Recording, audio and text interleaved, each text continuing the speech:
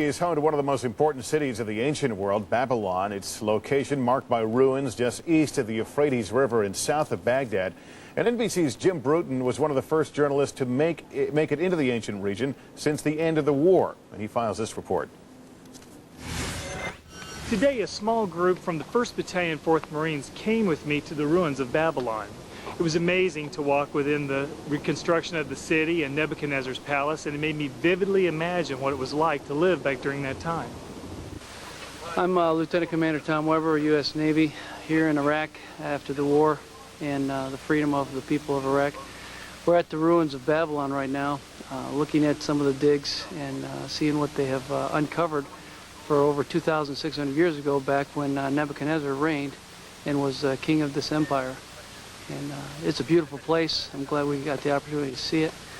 And right now you just see some of the earth that's been unearthed to show some of the ancient ruins.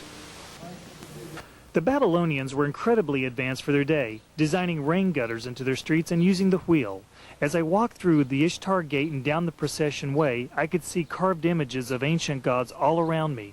We know what we do about ancient Babylonians because they wrote on clay using wedge-shaped letters called cuneiform.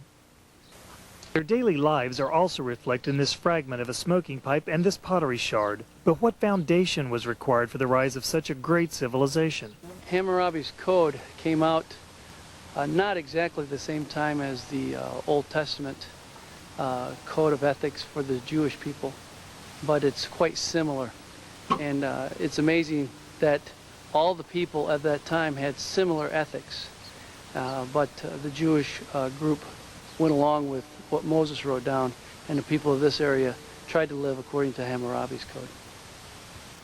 There has been a lot of press lately about the looting of local sites and museums around Iraq, and I can tell you that Babylon has suffered as well. But one of the directives of the 1st Marine Expeditionary Force has been to stop such looting, and to that end it's established its headquarters very nearby. Over the next few days, the MEF will be meeting with the locally elected mayor and city officials to discuss this and other issues. The goal, how to maintain stability while Iraq transitions forward into its future. Jim Bruton, MSNBC, Babylon. Let's turn now to the Mideast peace process. We're taking a closer look at relations